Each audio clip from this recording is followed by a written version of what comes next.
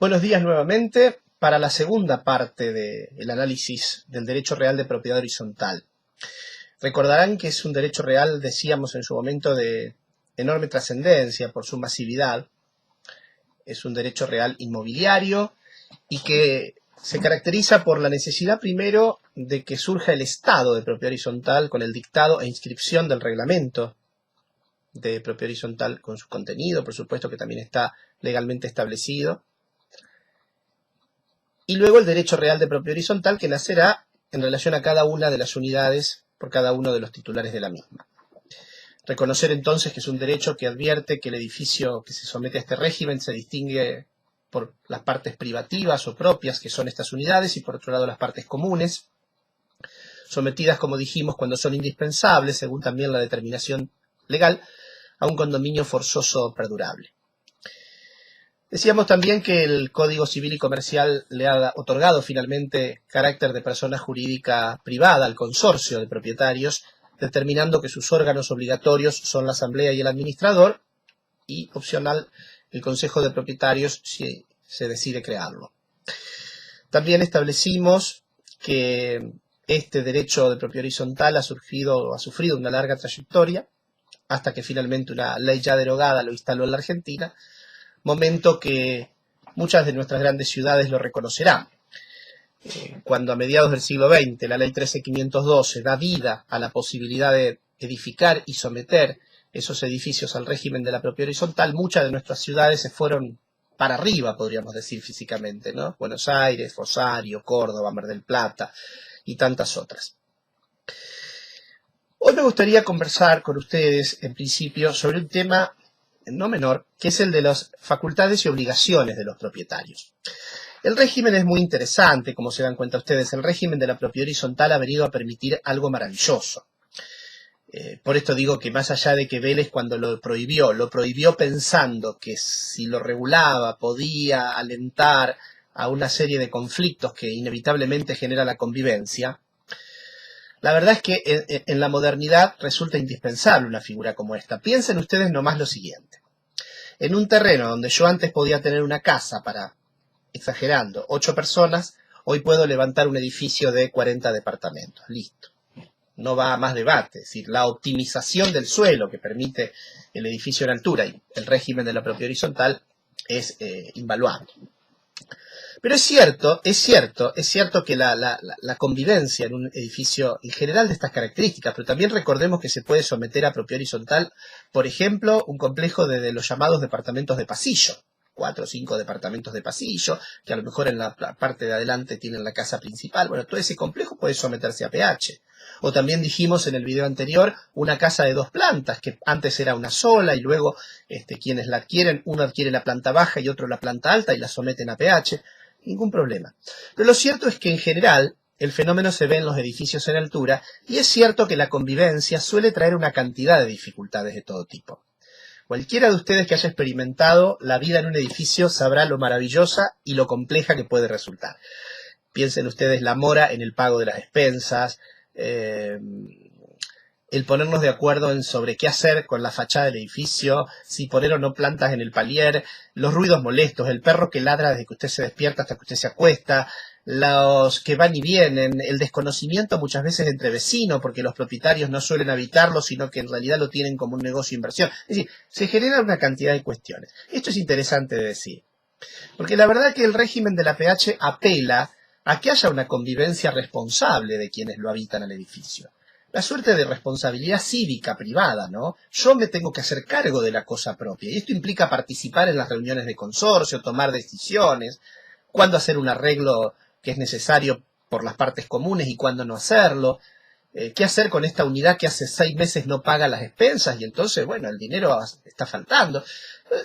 ¿Qué hacemos con aquellos que habitan en un departamento pero no sabemos qué hacen allí? Vienen de vez en cuando, entra mucha gente, tenemos temor por la inseguridad. En fin, es un complejo la convivencia masiva. Entonces este capítulo de facultades y obligaciones nos puede ir orientando en algo hacia estos temas. A partir del artículo 2045, el que empieza como debe ser con los derechos o facultades, dice el código que el titular de una unidad funcional la puede enajenar y puede grabarla libremente porque, claro, es el propietario de esa unidad, sin la necesidad del consentimiento de los demás, ¿no es cierto? Y que la puede usar y demás. Esto es correcto. Pero también tengamos en claro que el uso que haga de esa unidad tiene que ser el uso que el reglamento ha establecido. Por ejemplo, si estoy frente a un edificio destinado a vivienda, yo no puedo poner en mi unidad un kiosco. Si no le puedo dar un fin comercial a una unidad que pertenece a un edificio que fue pensado para vivienda.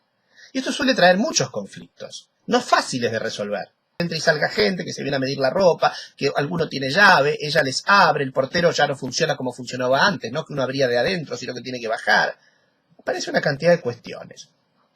Entonces, primero las facultades de cada propietario sobre su unidad. Entonces dice el 2045, como les estoy señalando, lo leemos un poquito, cada propietario puede, sin necesidad del consentimiento de los otros, enajenar la unidad funcional que le pertenece. Entonces, vender, donar, permutar su departamento, ningún problema. O sobre ella constituir derechos reales, lo pongo en hipoteca. O derechos personales, alquilo mi departamento. Ningún problema con esto, porque yo soy propietario de mi unidad. Perfectamente hasta aquí no tenemos inconveniente. Pero luego, el código plantea en el artículo siguiente, 2046, las obligaciones de cada uno de los propietarios en el edificio sometido a propiedad horizontal. Y a mí me interesa, si bien son varios incisos, que ustedes puedan hacer una lectura detenida de esto, ¿no? Se plantea, bueno, ese propietario tiene que cumplir con las disposiciones del reglamento de propiedad horizontal. Primero, ¿no? Cumplir con las disposiciones del reglamento.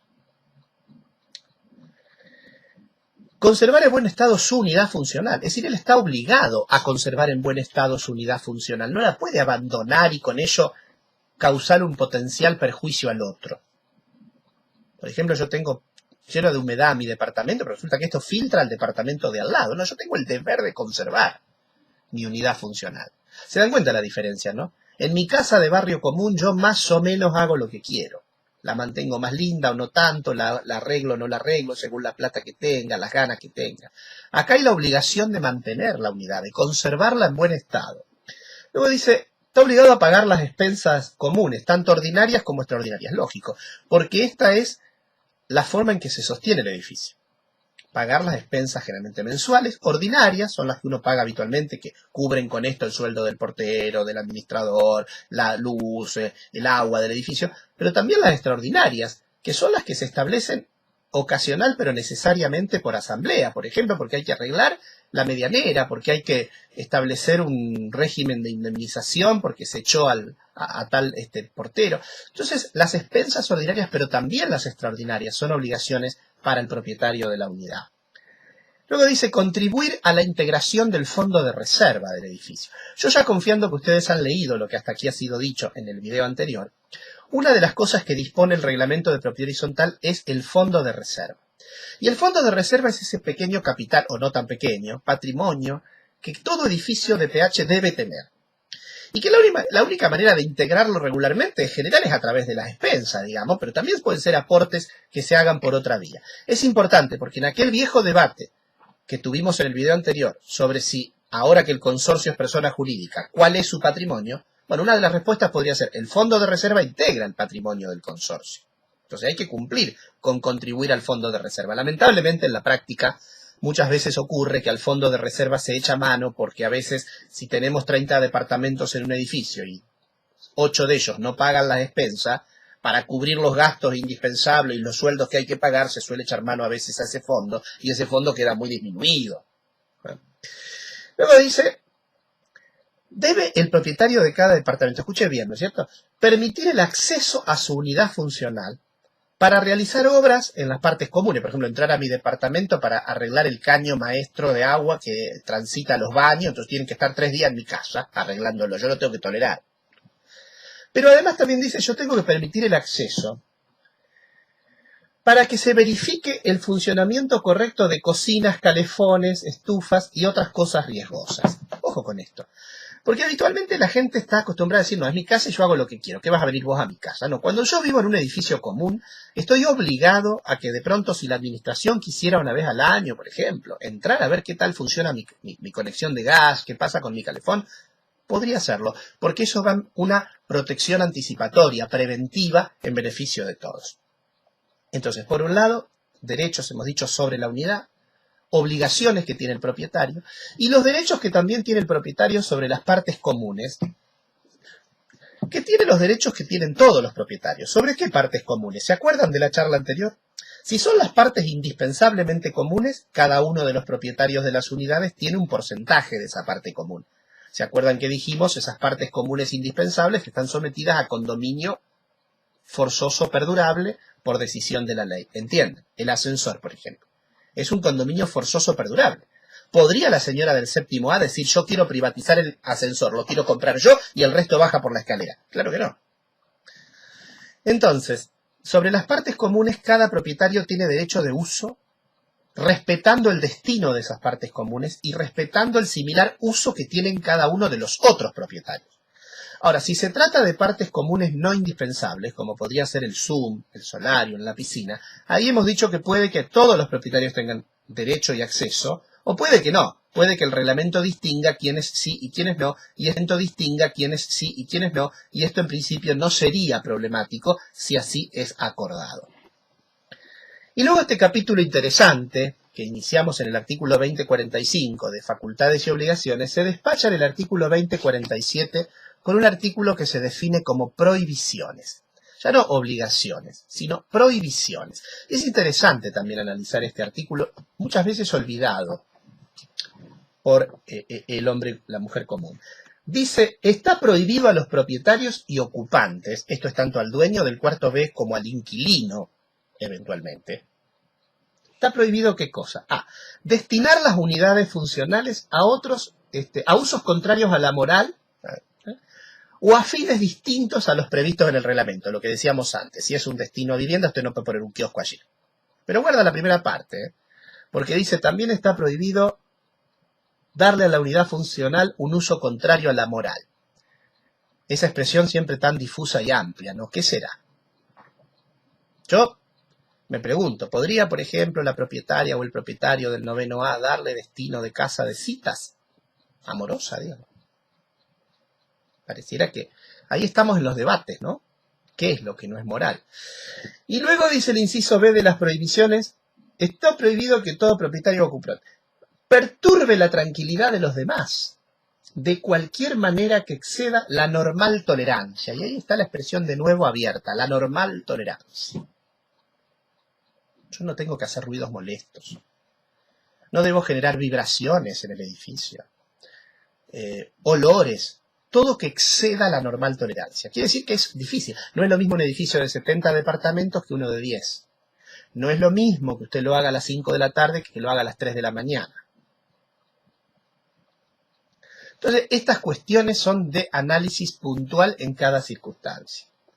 Luego dice, está prohibido también ejercer actividades que comprometan la seguridad del inmueble. Y el inciso siguiente, y depositar cosas peligrosas o perjudiciales. Por ejemplo, químicos en un departamento. Que alguien diga, yo deposito porque trabajo vendiendo esto, productos agroquímicos. La verdad que hay que ver si son o no perturbadores para la seguridad y la salud del edificio. La normal tolerancia entonces como el límite, ¿no? Para todo esto. Qué difícil porque, ¿se acuerdan que de la normal tolerancia también hablamos cuando hablamos de límites al dominio hace tiempo atrás? Las inmisiones, ¿no? Ruidos, luces, olores, vibración. Acá hay algo parecido en esto. Y la normal tolerancia hay que verla según las circunstancias de tiempo, también de lugar, también de momento histórico. Hay todo un debate hoy, ¿no? Donde se nos dice a los habitantes de propiedad horizontal, hay que ser más tolerantes hoy con los ruidos, los niños que juegan, que gritan, las mascotas que ladran nerviosas, porque estamos en una época de pandemia, de cuarentena, desacostumbrados a estar todo el tiempo encerrados. Bueno, analizar el contexto de todo esto. Y sobre este tema quiero que nos vayamos un poquito casi al final del código, porque el artículo 2069 habla de las infracciones que se puedan cometer y dice, en caso de violación por el propietario u ocupante, de nuevo, ¿no? Sea el dueño, el inquilino, el comodatario. Entonces, en caso de violación de las prohibiciones establecidas en este código, las que acabamos de leer en el artículo 2047, ¿qué se puede hacer ante eso? ¿Cómo se lo sanciona? ¿Cómo se frena esto? ¿Cómo se impide que siga haciendo los ruidos molestos? Entonces dice, bueno, Dice, sin perjuicio de las demás acciones que correspondan. Yo, por ejemplo, podría hacer alguna acción de daño si siento que se me ha perjudicado en mi salud por ese depósito de químicos que hacía el del noveno, por ejemplo. Pero, amén de las otras acciones, dice el código, que correspondan, el consorcio, ¿se acuerdan ahora persona jurídica privada? O cualquiera de los propietarios afectados, cualquiera, no hace falta que el administrador, no hace falta que el consorcio en conjunto, tienen acción para hacer cesar la infracción, por ejemplo, cesar el ruido molesto. Ajá. La que debe sustanciarse por la vía procesal más breve, es decir, el juicio más acotado posible según la provincia o la jurisdicción. Y dice, si el infractor es un ocupante no propietario, por ejemplo, un inquilino, puede ser desalojado en caso de reiteración de la infracción, es decir, que sea reincidente con las infracciones que comete. A mí me parece que este artículo es muy interesante y hay que pensarlo en la práctica. Insisto, se apela en este régimen a una sana convivencia, pero la verdad que los tiempos históricos nos han enseñado muchas cosas. Lamentablemente ya no somos aquellos que éramos. Yo cuando era un niño en el barrio no se hacía ruido, faltaba más. Mi padre nos mandaba a dormir la siesta, uno durmiera o no, porque al vecino no se molestaba. Pero hoy, la verdad que el del cuarto no sabe cómo se llama el del segundo, no sabe quién habita el tercero. Y eso hace que haya una pérdida de cierta, digamos, casi compromiso, hasta afectivo y moral con el otro, ¿no? O la transitoriedad de los que habitan el edificio hace que no siempre uno asuma ese compromiso de ajustarse a la regla. Y por supuesto luego está el perfil de cada uno y su concepción de las cosas.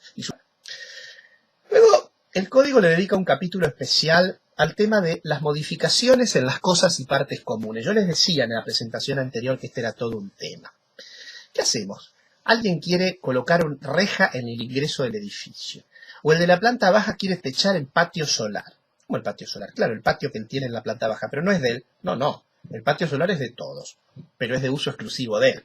Claro que es de él exclusivo el uso. No va a ser cosa que usted diga, vengo a tomar mate porque el patio es de todos. No.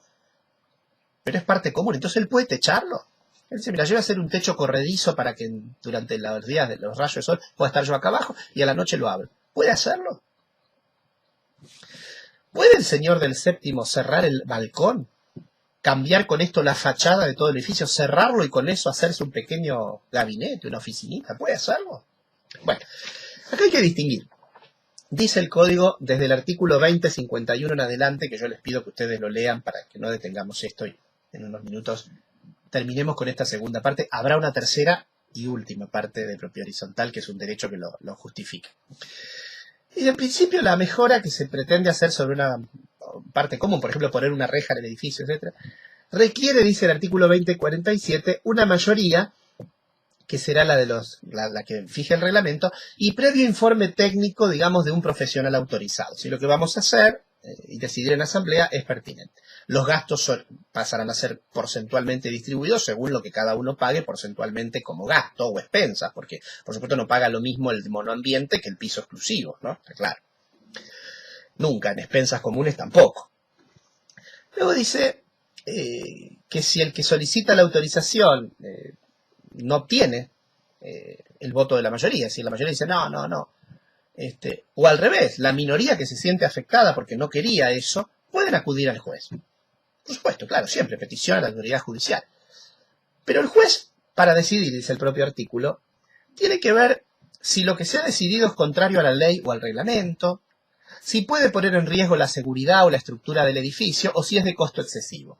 Un poco la ley le da parámetros al juez para que se meta a ver si él puede modificar la voluntad que se tomó en el consorcio, en la asamblea, de hacer o no hacer esa mejora o esa obra que alguien o algunos pretendieron. Pero luego el artículo 2052, de un modo muy concreto, dice mejoras u obras que requieren unanimidad. ¿Se da cuenta usted lo difícil que es lograr? Todos de acuerdo. ¿Y cuáles son estas mejoras? Hay que saber interpretar bien el artículo. Porque el artículo dice, además de estas, la que requiere una unanimidad es esta otra. Entonces, ¿cuáles son las que lo requieren? Sobreelevar, es decir, vamos a levantar un piso más. Excavar, vamos a hacer cocheras.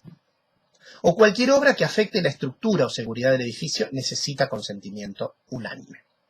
Pero también necesita unanimidad, esto que yo les mencionaba antes cuando le decía si podía hacer esto, el de planta baja, por ejemplo, poner un techo corredizo, sí, en el patio solar.